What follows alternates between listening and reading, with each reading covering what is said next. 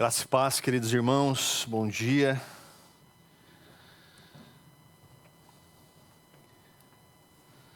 Nós vamos continuar nessa série que a gente tem tratado aí há alguns domingos sobre relacionamentos, né? O título da série é Vidas Transformadas, Relacionamentos Profundos.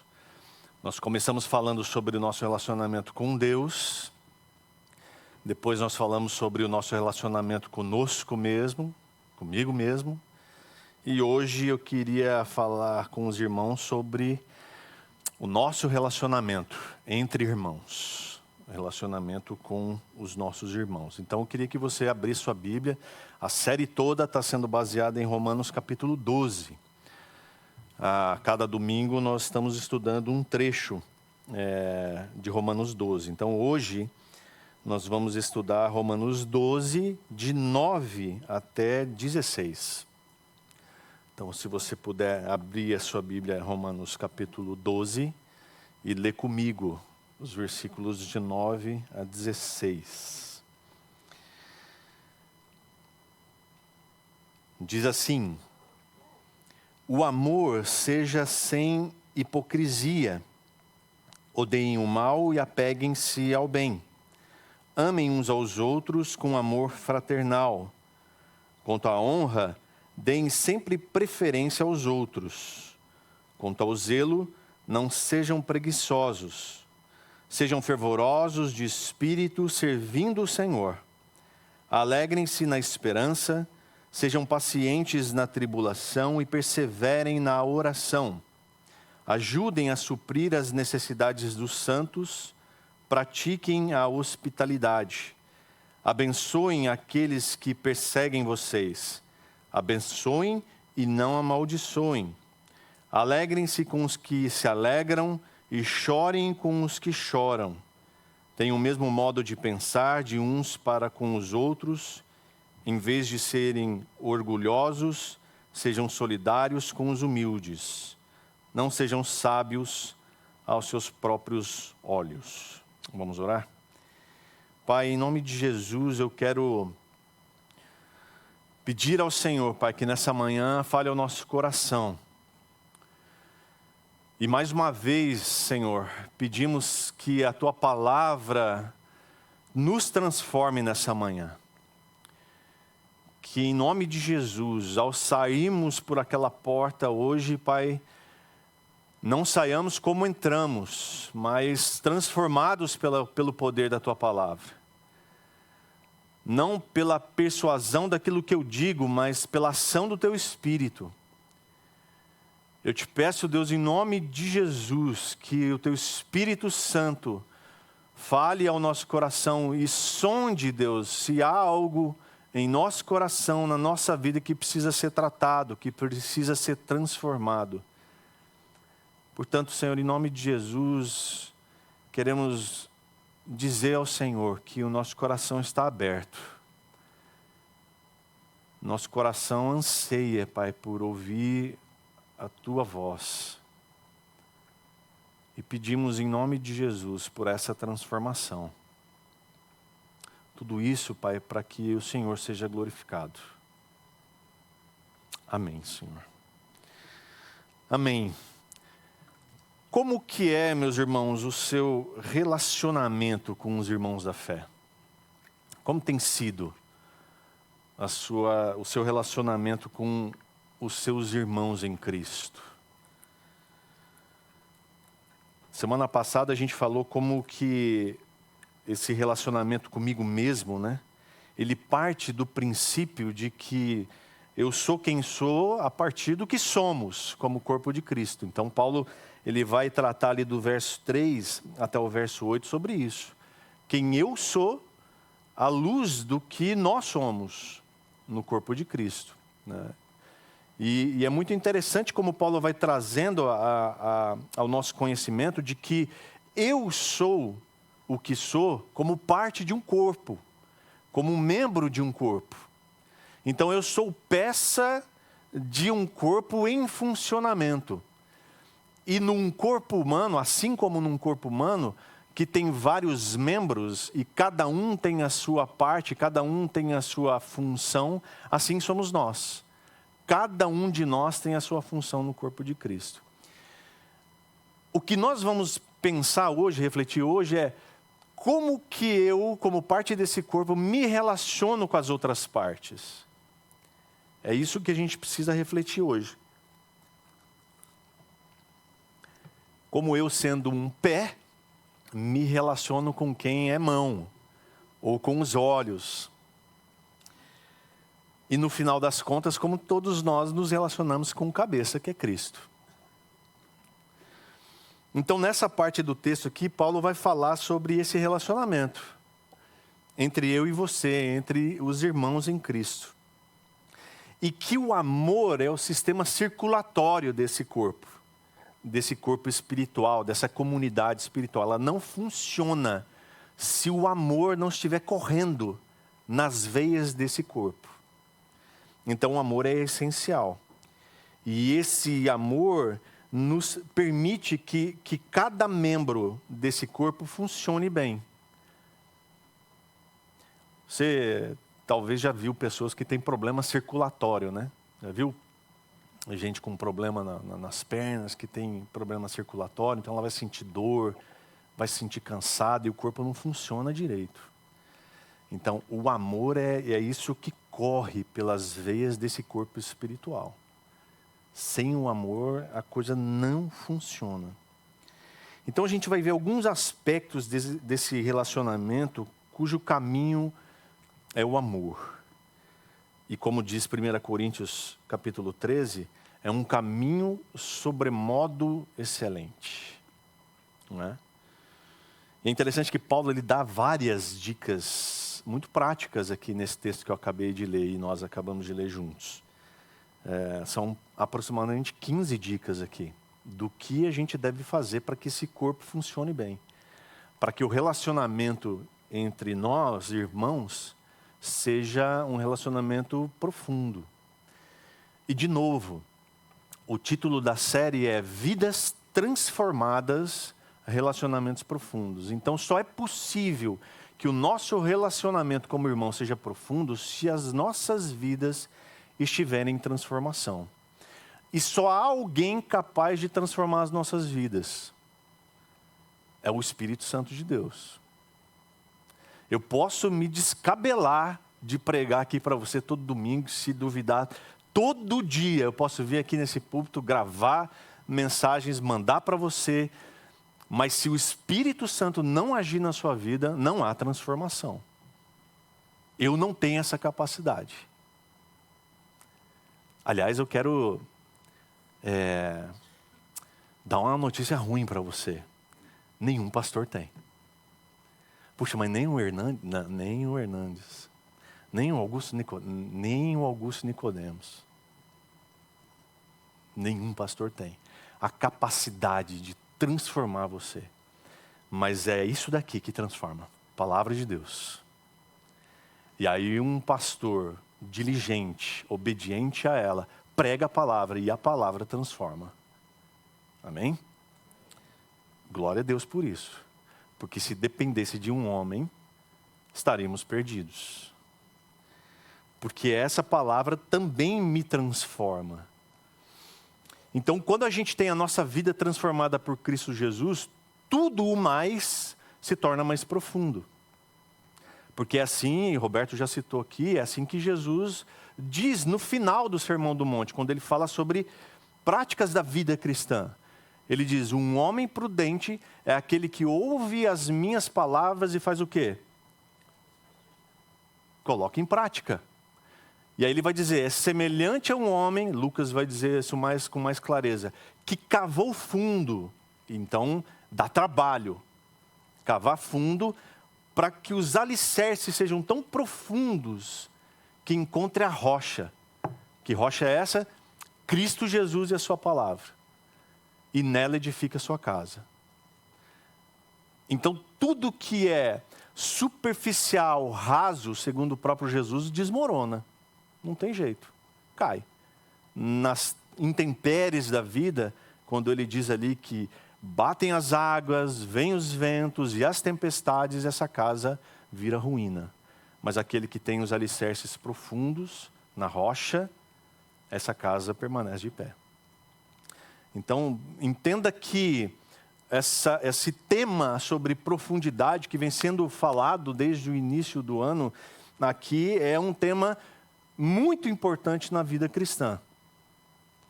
Nós precisamos de profundidade, porque se continuarmos na superficialidade, haverá ruína.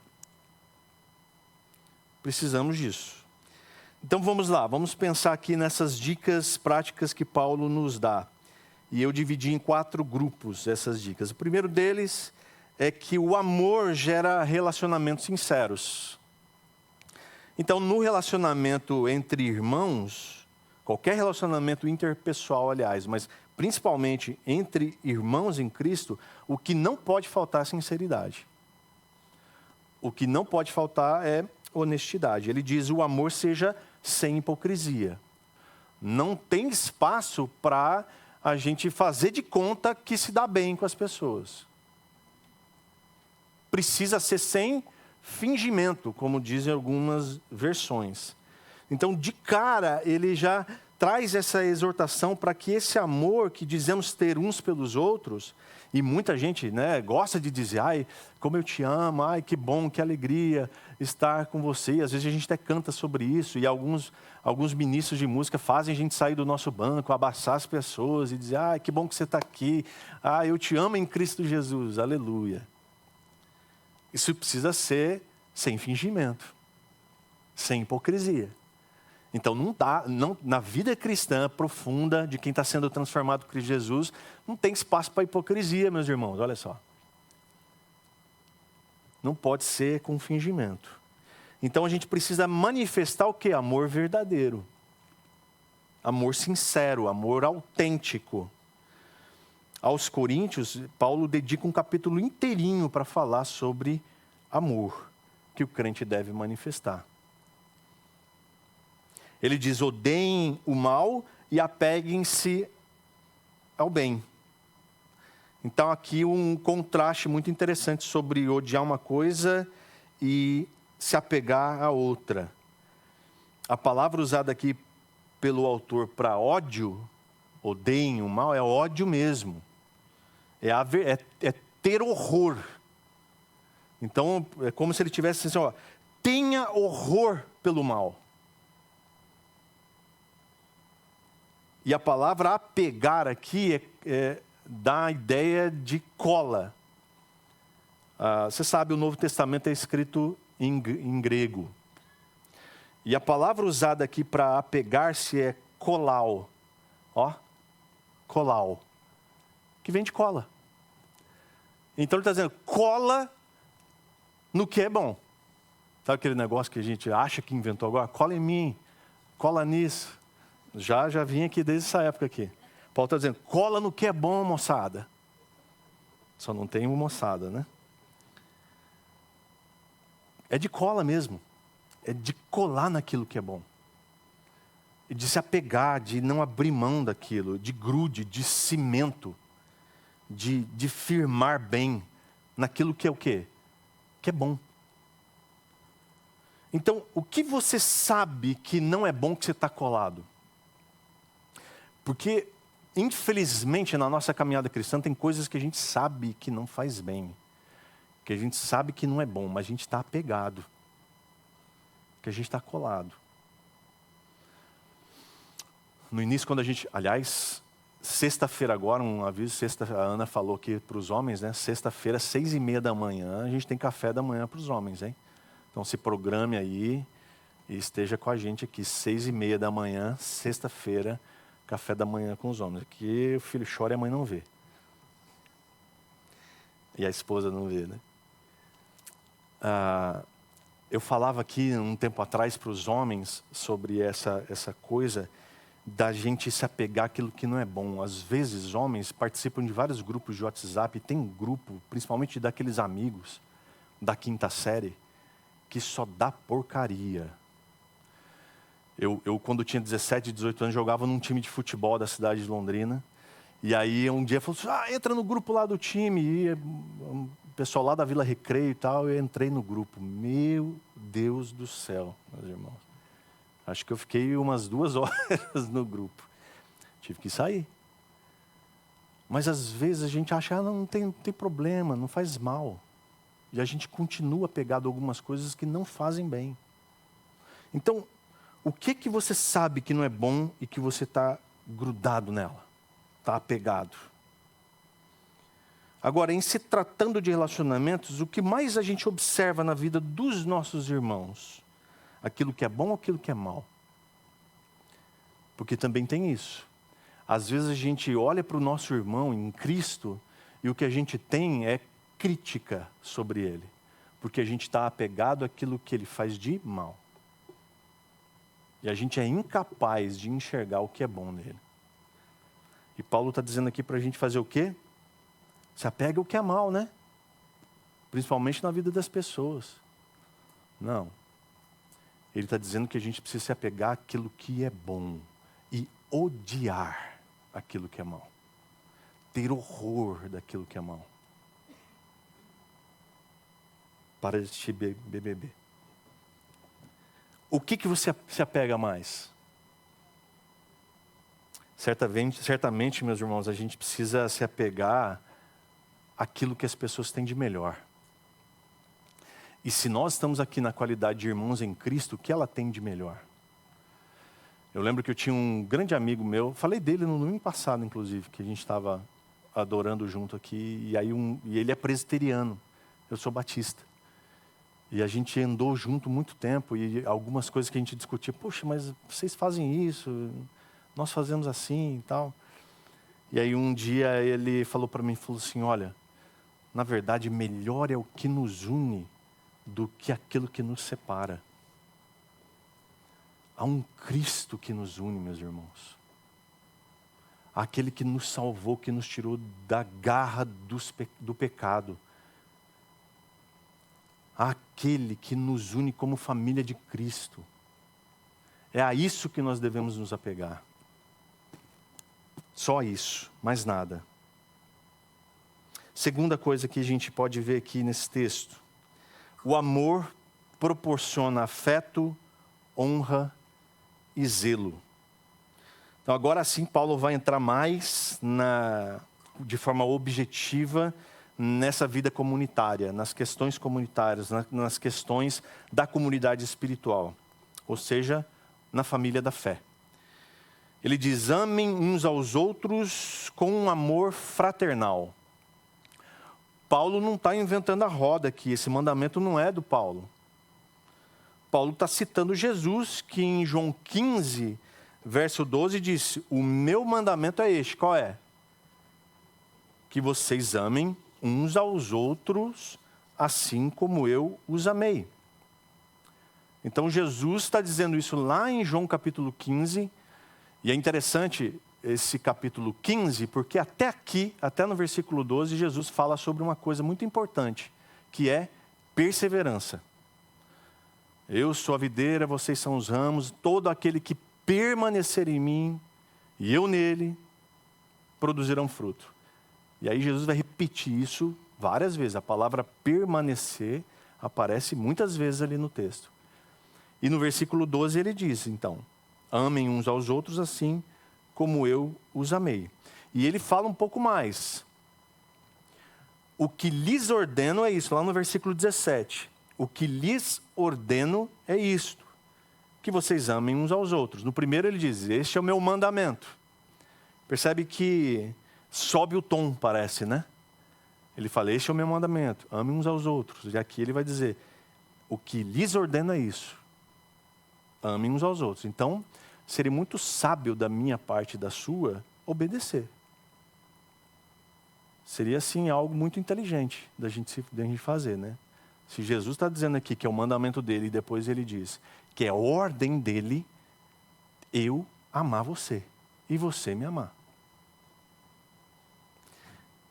Então seria muito sábio da nossa parte obedecer o que Jesus está dizendo, o nosso Senhor e Mestre. Só que Paulo ele usa essa palavra fraternal, que é Filadélfia. Olha que interessante, uma palavra conhecida, né, na nossa língua. Filadélfia. O amor fraternal, que vem de filéu. É o amor de irmão, ou de um amigo muito íntimo. Que deveria ser esse amor característico entre os cristãos, dos cristãos, uns pelos outros. Um amor de irmão. A gente não chama de irmão? Ah, o irmão fulano, o irmão ciclano.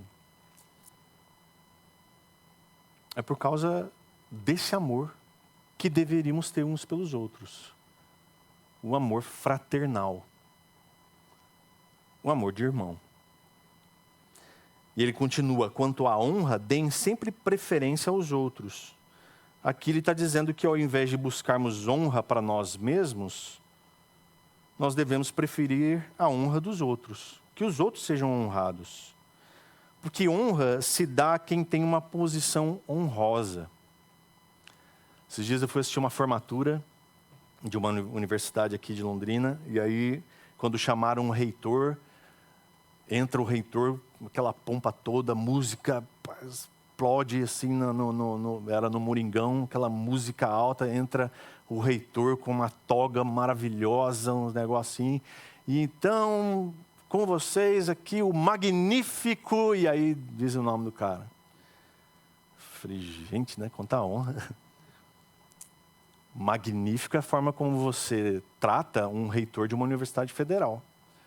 É muito legal isso. Mas Jesus, ele ensina em Lucas 14 um negócio um pouco diferente. Ele fala no versículo 11, porque todo o que se exalta será humilhado, e o que se humilha será exaltado. Você lembra desse contexto? Lucas 14, ele chega na festa, e aí ele fala para os discípulos assim, espera um pouquinho aqui. Não vai sentando nas cadeiras da frente lá não, nos melhores lugares. Espera um pouquinho. Porque se você vai lá e senta nos lugares mais de honra, pode ser que o dono da festa chegue para você e fale, dá licença um pouquinho, porque o doutor ali vai sentar aqui. E aí vai ficar chato. Então espera um pouco, até que os lugares se ocupem, e o dono da festa te dê a honra de sentar no lugar que é devido. A ideia é essa. A honra não pode ser requerida por mim mesmo. A honra é dada, é gratuita. Spurgeon, ele diz assim, ouçam isso, ele fala, ouçam isso vocês, membros de igreja.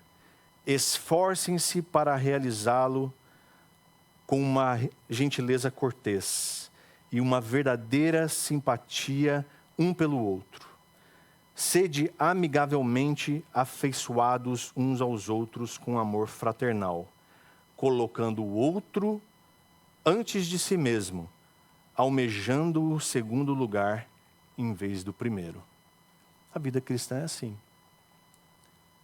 O verdadeiro cristão, ele nunca quer o primeiro lugar, porque ele prefere que o outro esteja lá. E eu sei que muitas vezes isso é difícil para nós. Porque, como ser humano, nós temos orgulho. E muitas vezes esse orgulho inflado gera um monte de problemas. Mas como a vida cristã nos convida a negarmos a nós mesmos, tomando a nossa cruz, e como a vida cristã diz que nós devemos morrer para nós mesmos, e como a vida cristã diz que não sou eu mais quem vive em mim, mas Cristo vive, Cristo fez isso por mim e por você. Ele foi para o lugar de mais alta desonra no meu e no seu lugar, que foi a cruz do Calvário. E é isso que nós devemos fazer. Preferir a honra do outro sempre. Ele diz, quanto ao zelo, não sejam preguiçosos. A exortação aqui é para que não haja indolência, para que não haja preguiça no cuidado mútuo. Ou no cuidado com as coisas do reino de Deus. Eu sei, por exemplo, que na sexta-feira teve irmãos aí ajudando na mudança de outro irmão. Não teve preguiça. Foram lá carregar guarda-roupa. Isso acontece. Ou deveria acontecer. Não deveria ser uma coisa assim, pesada para quem é irmão de verdade. Bastaria abrir a boca e falar assim, ó, vai fazer a mudança. Opa, vamos lá, precisa de ajuda? Alguns dias atrás o Enoque fez a mudança, teve irmãos nossos que estavam lá ajudando eles.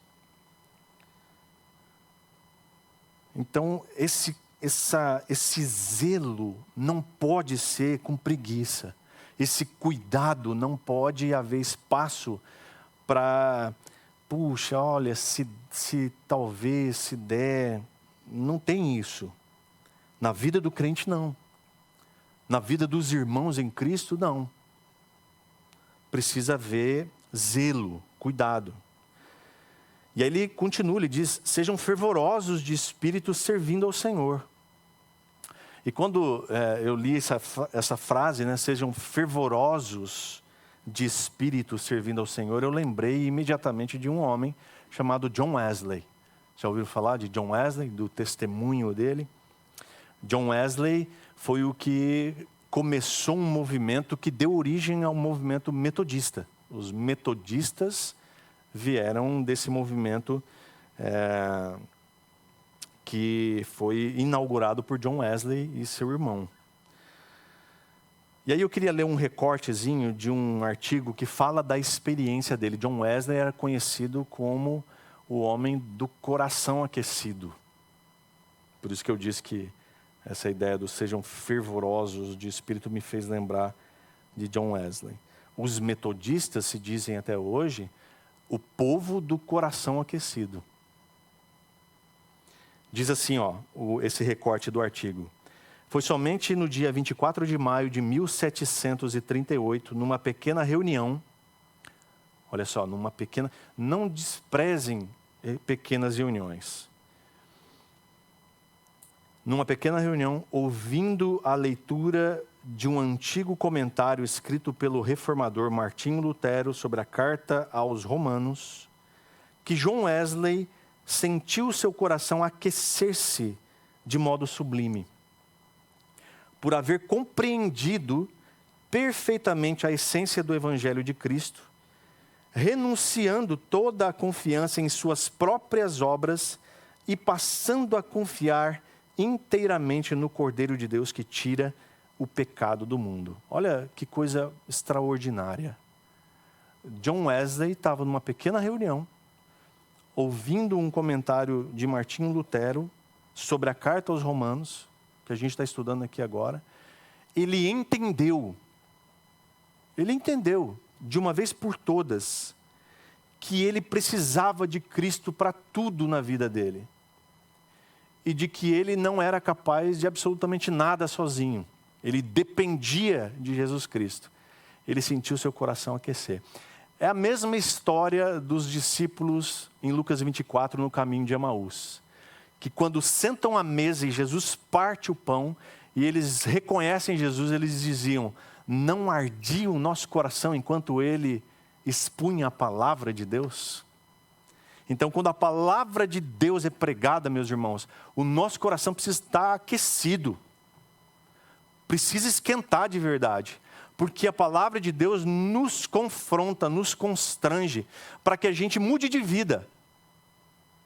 E se a palavra gera isso em nós, há um aquecimento no nosso coração e o nosso espírito entra em ebulição. Por isso que Paulo diz, sejam fervorosos de espírito servindo ao Senhor. Porque à medida que a gente serve ao Senhor, Ele nos impulsiona cada vez mais. Barclay, ele diz, devemos manter o nosso espírito no ponto de ebulição, o tempo todo. A palavra de Deus precisa gerar isso em nós. Você precisa ler a palavra de Deus, ouvir a palavra de Deus e algo ser gerado em seu coração, um anseio, um desejo por mudança. Não, eu quero isso. porque isso vai te aproximar de Deus cada vez mais. Vai te tirar da superficialidade. Vai gerar em você uma vida transformada. Terceiro ponto. O amor faz brotar a esperança, paciência e oração. No verso 12, a gente vê aqui preciosas dicas da vida cristã. Para todo aquele que ama Jesus, que tem consciência do seu lugar no corpo de Cristo.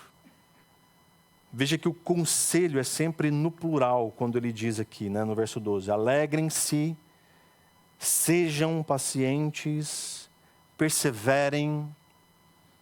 Está sempre no plural. Alegrem-se na esperança, sejam pacientes na tribulação e perseverem na oração. É legal que se a gente pegar só os verbos do versículo, a gente pode ter uma frasezinha assim: alegrem-se sendo perseverantes. A perseverança vai gerar em você alegria, pode ter certeza. Porque não tem nada melhor do que você perseverar num momento de aflição, numa dificuldade, e quando você superar essa adversidade com a ajuda de Cristo e dos seus irmãos, quando você chegar lá na frente, você olha para trás, vai te gerar satisfação, alegria. Não tenha dúvidas disso. Ele diz então, em primeiro lugar, alegre-se na esperança. O crente que não tem esperança está perdido. Você já viu crente sem esperança? Eu já vi crente, Eu já vi evangélico sem esperança. Sem esperança. Perdido. Conta a história que Alexandre o Grande, quando ele estava se preparando para fazer uma campanha das viagens dele, de conquistas e tal, ele começou a distribuir presentes entre os seus amigos. E distribuindo tudo que ele tinha e tal. E aí, na generosidade dele, ele se desprendendo de todos aqueles presentes, um dos amigos disse: Senhor, não ficará nada para você? E aí Alexandre vira para ele e diz: sim, algo fica. Ele disse: ainda conservo minhas esperanças. Que era o que mais importava para ele. Para nós cristãos, o que mais importa é a esperança de que um dia eu e você estaremos por toda a eternidade com o nosso Senhor. Que esperança maior que essa? Não tem. Por mais que a nossa vida seja tribulada, seja difícil, mas um dia, meus irmãos, tudo isso vai cessar, todo choro, toda dor, toda enfermidade, e nós estaremos junto dele por toda a eternidade, gozando de alegrias. Então, o crente, ele deve viver com essa esperança, uma eterna esperança de um dia estar com o Senhor e desfrutar da sua presença para sempre. Ele diz: sejam pacientes na tribulação. Na tribulação, muitas vezes o que nos falta é paciência. Porque a gente quer passar pela tribulação imediatamente, se for possível. Mas o texto diz para a gente ser paciente na tribulação. Porque a gente deve enfrentar as tribulações fortalecidos pelo quê? Pela palavra do Senhor. Que é refúgio e proteção para nós. Então, é algo que eu e você precisamos nos apegar. É interessante que Beethoven, que era surdo, ao enfrentar essa tribulação de uma surdez completa na vida dele, ele escreveu no diário dele assim: agarrarei a vida pelo pescoço. Eu achei um barato isso que ele escreveu, Eu estou aflito, mas eu vou agarrar a vida pelo pescoço. Porque eu quero viver, mesmo com a aflição de ser surdo. E olha que Beethoven, sendo ele músico e, aliás, um dos maiores músicos que passou por esse mundo. Só perde para o Jailton, né? O Jailton já é outra conversa. Ele tinha surdez, meus irmãos. Imagina isso, o cara que vive da música, composições absurdamente espetaculares. Surdo. Não ouvia sua própria obra. Mas ele decidiu agarrar a vida pelo pescoço. Dar um pescoção na vida. E a palavra pacientes aqui tem a ver com aguentar bravamente. Olha que interessante.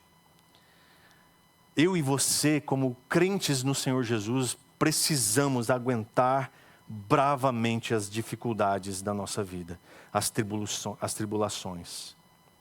E tribulação aqui tem a ver com prensa, com pressão, com os dilemas que a vida nos proporciona sempre. E vou te dar uma notícia não muito boa. Essas pressões, essas tribulações vão até o final da sua vida. Por isso que eu e você precisamos de Cristo. E a esperança que só há nele. Sejam pacientes na tribulação, porque elas vão durar. E aí ele diz, perseverem na oração. Nós devemos ser perseverantes em oração. É claro que tem momentos na nossa vida que a gente vai negligenciar a oração por um motivo ou outro. Mas um pensador disse uma coisa que eu preciso dizer para você e gostaria que isso ficasse na sua mente. Ele diz assim, quando um homem deixa de orar, ele se despoja a si mesmo da força de Deus, nosso Senhor. Ele deixa esvair do corpo dele a força de Deus. Ninguém pode se surpreender se sua vida entra em colapso, se insistir em vivê-la solitariamente. Então, a oração faz com que a força de Deus que há em nós, pela ação do Espírito Santo, nos faça ser pacientes na tribulação e nos alegrar na esperança que há em Cristo. É pela oração. Então fica a dica, quinta-feira às 19 horas, antes da escola, reunião de oração. A gente pode, inclusive, orar uns pelos outros aqui, olha que coisa maravilhosa. E a oração uns pelos outros, a gente tem uma... Para quem nunca veio na reunião de oração de quinta-feira, a gente tem um momento de oração por alguns motivos, um momento de reflexão na palavra, e a gente termina tendo a oportunidade de orar uns pelos outros. A gente divide em duplas ou trios, e a gente pode ouvir do outro os seus motivos de oração. E melhor ainda, dizer para o outro o que você precisa que ele ore. Isso é maravilhoso. Então fica aí a propaganda. Então veja que alegrar-se na esperança, ser paciente na tribulação, perseverar na oração estão no plural, como eu havia dito no início. Pela razão óbvia de que tudo isso se torna mais fácil quando a gente tem um ao outro. Quando a gente vive em comunidade. Então é muito mais fácil se alegrar junto, superar as tribulações com a ajuda dos irmãos e perseverar em oração quando a gente faz isso uns pelos outros. Quarto ponto e último. O amor nos leva a abençoar, solidarizar e ajudar os outros. Aqui Paulo vai expandir um pouco a ideia do amar sem hipocrisia do verso 9, que a gente falou aqui. Então, quando ele diz amem sem hipocrisia, aqui ele abre um pouco mais o leque. Então, devemos ser aqueles que suprem as necessidades dos nossos irmãos. Então, quando Paulo fala assim, ame sem hipocrisia, aqui ele vai dizer um pouco mais além. Além de dizer que você ama o seu irmão, supra as necessidades dele. E aí a coisa pega um pouquinho para nós. Ele começa dizendo, ajudem a suprir as necessidades dos santos, pratiquem a hospitalidade.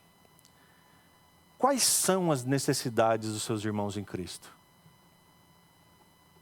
Tem vários irmãos aqui que talvez você se relacione um pouco mais de perto. Quais são as necessidades deles? Você sabe? Porque a gente só sabe a necessidade do irmão quando a gente está perto. Quando a gente se aproxima um pouco mais. Quando a gente come junto. Quando a gente anda junto. Aí a gente sabe a necessidade. Quais são as necessidades do seu irmão em Cristo? Eu podia fazer aquele negócio que eu faço de vez em quando, você olhar para trás, né, e mirar alguém. Não vou fazer isso não. Mirar alguém e falar assim, vamos tomar um café porque eu quero saber a sua necessidade. Eu não vou pedir para você fazer isso, mas se você quiser, no final do culto, assim, fica a dica aí de você. Porque isso faz parte da vida cristã, meus irmãos. Suprir as necessidades do irmão. Algumas versões, elas trazem, comunicai com os santos as suas necessidades, compartilhando com os santos as suas necessidades.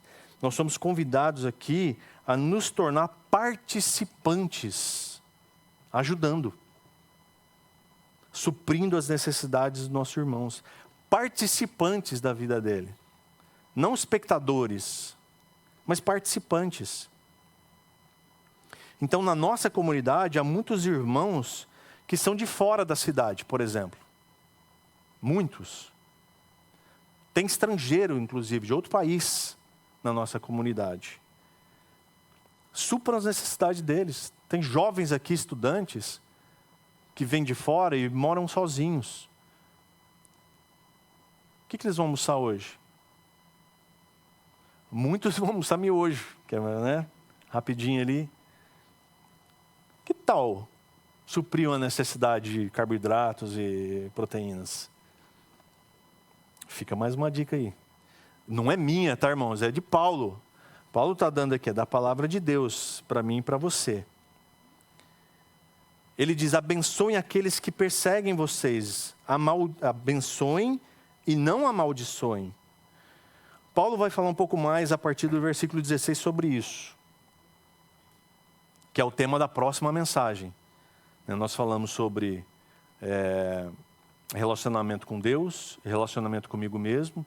Hoje nós estamos falando sobre relacionamento com os nossos irmãos. Domingo que vem, relacionamento com os nossos inimigos. Eita, vai ser bênção. Então Paulo vai desenvolver um pouco mais sobre esse tema a partir do 16. Mas aqui a gente pode entender esse verso também do que pode acontecer entre os nossos irmãos. Abençoem aqueles que perseguem vocês, porque dentro da igreja a gente tem fogo amigo. Acontece, infelizmente. Por que será, gente? Porque a gente é gente. Somos humanos, imperfeitos, pecadores. Então, provavelmente, alguém vai chatear você. Provavelmente, alguém vai dizer uma coisa que você não vai gostar. Provavelmente, alguém vai criar antipatia com você. Acontece. Mas a gente é encorajado a abençoar, olha só. Abençoar, não amaldiçoar. E é interessante essa ênfase dele. Abençoem e não amaldiçoem. Né? É quando acontecem as desavenças que essas inimizades acontecem. Mas é interessante que Spurgeon, ele escreve uma coisa muito interessante. Ele fala assim, um homem de Deus amaldiçoando é um espetáculo muito estranho. Um homem, uma mulher de Deus não amaldiçoam, não cabe. Não combina. Eu conheço uma pessoa que volta e meia eu ouço ela falar assim, aquela pessoa maldito e não sei o quê. Soa muito estranho na boca de um cristão o amaldiçoar. Porque o crente é chamado para abençoar, como a gente está vendo aqui. Abençoem até aqueles que perseguem vocês. Abençoem e não amaldiçoem. Ele diz: alegrem-se com os que se alegram e chorem com os que choram. Talvez o nosso irmão receba uma grande bênção. Talvez o nosso irmão seja promovido no trabalho dele. Talvez o nosso irmão consiga um aumento de salário bastante interessante. Talvez ele alcance algo maravilhoso na vida dele pessoal. Será que a gente consegue se alegrar com ele nisso? Será que a gente consegue celebrar essa vitória dele como se fosse nossa? Porque a ideia aqui é essa. Quando ele diz, alegrem-se com os que se alegram. É ouvir do outro a sua vitória e se alegrar como se ela fosse sua. O sujeito chegar para você e dizer, consegui uma promoção no trabalho. Uau, que legal. Que alegria. Puxa, como eu estou feliz por você. E isso ser sincero. Isso ser genuíno, verdadeiro. Ou não é difícil, gente? Se alegrar com quem se alegra. Se alegrar com as vitórias do outro como se ela fosse sua. E chorar com quem está chorando? A gente chora junto também?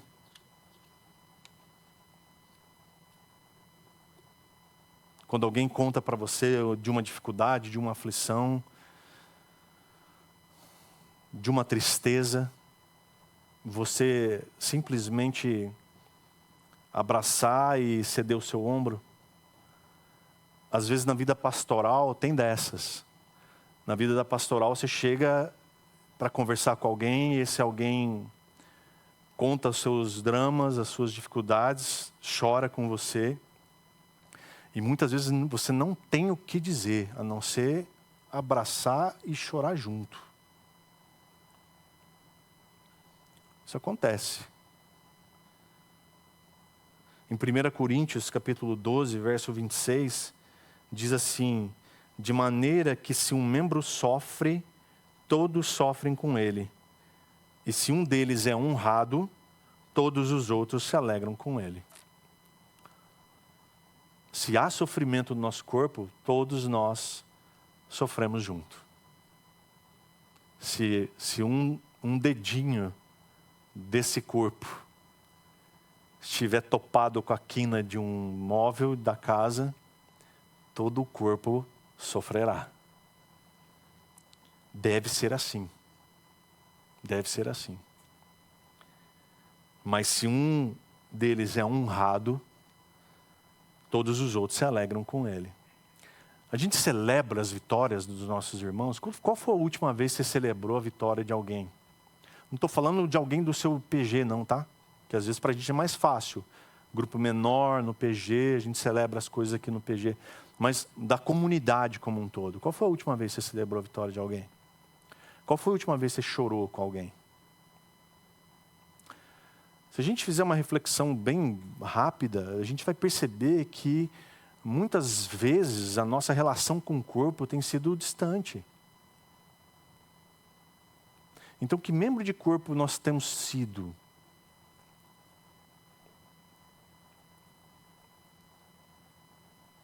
E aí ele fala, tenham o mesmo modo de pensar de uns para com os outros. Não significa que todos nós vamos concordar sempre uns com os outros. Nós temos uma diversidade muito grande, a gente pensa diferente um dos outros.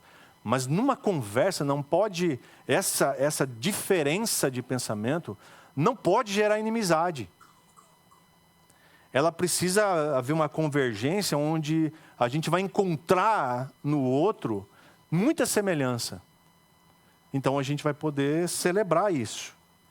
Porque afinal de contas, Amós 3,3 já nos diz, andarão, e é uma pergunta para mim e para você, andarão dois juntos se não houver entre eles acordo?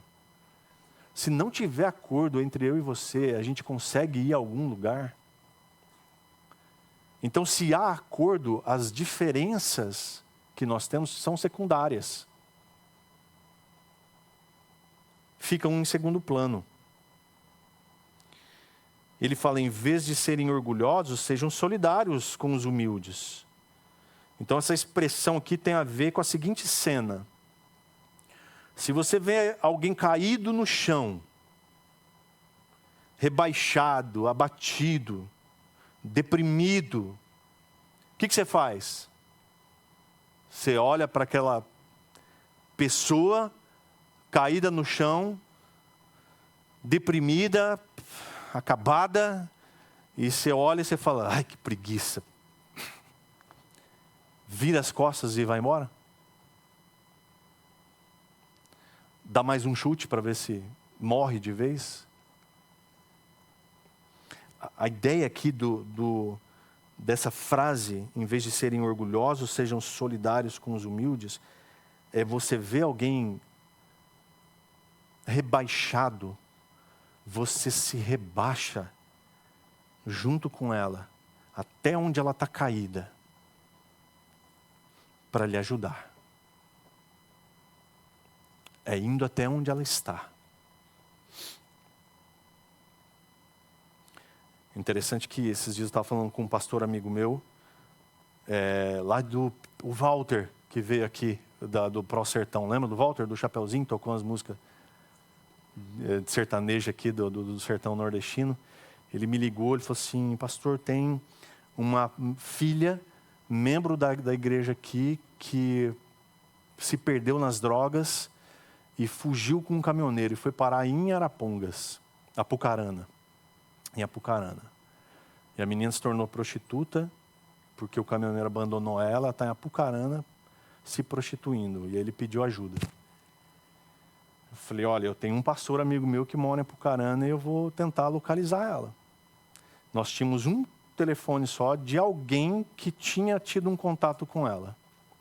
Liguei para esse pastor amigo meu, pastor Michael, da igreja Batista Reviva, se eu não me engano, lá de Apucarana. Falei, Michael, eu preciso da sua ajuda. Eu tenho esse contato aqui, contei a história da menina para ele. 2 horas depois ele me liga, já falei com ela. Nossa, ele conseguiu falar com ela, em 2 horas ele localizou a menina. Apucarana não é uma cidadezinha, gente. Tem mais de 100 mil, né? Mais de 100 mil habitantes lá. Ele conseguiu falar com a menina. Mas a menina não quis a ajuda dele. Não quis. E aí ele disse para mim o seguinte, falou assim, Rogério, ela ainda não chegou no fundo do poço dela. Ele desceu até onde ela estava para ajudar e ela não quis. Ele falou, nós vamos esperar ela chegar lá no fundo do poço e aí sim ela vai pedir ajuda. Mais algumas horas depois, ele me liga e disse, ela me ligou pedindo ajuda. E ele está lá tentando falar com ela e ajudá-la de alguma forma. Mas, em vez de sermos orgulhosos, Paulo está nos dizendo aqui, sejamos solidários com os humildes. Descer até onde eles estão. Lembra que eu já falei? Que a escada de autoridade de Jesus não é uma escada que você sobe, mas sim uma escada que desce. Ele, sendo Deus, se humilhou e habitou em forma de servo. Se humilhou mais um pouco e foi crucificado numa cruz. A autoridade de Jesus é uma escada que se desce e nós devemos segui-lo. Porque o discípulo não é maior que seu mestre. E ele termina dizendo, não sejam sábios aos seus próprios olhos. Mais uma vez, Paulo vai se referir aqui como a maneira como eu e você devemos pensar de nós mesmos. Lembra do que ele diz lá no verso 3, na segunda mensagem que a gente pregou aqui? Quando ele fala aqui, porque pela graça que me foi dada, digo a cada um de vocês que não pensem de si mesmo além do que convém. E aqui ele está dizendo, não sejam sábios aos seus próprios olhos. Ele sabia do que estava falando. Porque muitas vezes a gente o nosso ego vai inflando e a gente começa a se achar alguma coisa. E ele está dizendo, não sejam sábios aos seus próprios olhos. A NVT traduz assim, não pensem que sabe tudo. A versão NVT, nova versão transformadora. Para esse desfecho aqui no versículo 16, ele diz, não pense que sabem tudo. Na verdade mesmo, a gente não sabe nada. A gente precisa da ação do Espírito Santo para nos dar discernimento, sabedoria. Então, meus irmãos, hoje a gente pode ver como cristãos que somos, que a gente tem as nossas vidas sendo transformadas por Jesus Cristo, sendo submetidos à sua santa palavra, e que a gente pode experimentar de um relacionamento profundo uns com os outros. Mas precisa ser deixado de lado a hipocrisia. Precisamos amar com sinceridade, fraternalmente, honrando em vez de ser honrados, sempre com zelo, com todo o cuidado os nossos irmãos. A gente aprendeu também que nós devemos ser sempre alegres por causa da esperança que temos em Cristo. E buscar ajudar e suprir as necessidades dos irmãos em Cristo. Nós devemos abençoar e não amaldiçoar. Nos alegrar com quem está alegre e chorar com quem está chorando. Trocando em miúdos, nós devemos ser irmãos. Amém? Vamos orar? Pai, muito obrigado, Senhor, pela Tua palavra. Muito obrigado, Deus, porque a gente pode ser encorajado a sermos melhores. Sermos mais parecidos contigo. A termos uma vida cristã mais profunda, mais dedicada ao Senhor. Entendendo que isso é de verdade devoção. Pai, em nome de Jesus, nos ajuda, Senhor, a viver essa nova vida que o Senhor propõe. Quando o Senhor mesmo diz em João 10 que o Senhor tem essa nova vida para nos dar e essa vida é uma vida abundante que vale a pena ser vivida. Deus, em nome de Jesus, Pai, que o Senhor gere em nosso coração fome e sede por Ti, Senhor. Fome e sede pela Sua palavra, por andar contigo, por obedecer ao Senhor. E ao mesmo tempo ter uma vida verdadeira de comunidade com os nossos irmãos. Uma comunidade espiritual que funcione, que agregue a minha vida e a vida do outro. Que eu possa servir ao outro, Senhor, assim como o Senhor deseja, assim como o Senhor me chama, Pai, para colocar os dons que o Senhor me deu à disposição dos meus irmãos. Ó Pai, que em nome de Jesus, Senhor, essa palavra encontre lugar no nosso coração, para a honra e glória do Senhor que nós oramos. Amém, Senhor. Amém, meus irmãos, que Deus te abençoe muito. Eu quero encorajar você durante essa semana a procurar alguém da igreja, de verdade mesmo. Para que você seja bênção na vida dessa pessoa, de alguma forma. Procure ouvi-la, para que você saiba qual é a necessidade que ele ou ela tenha. E assim você possa servi-la. Pode ser?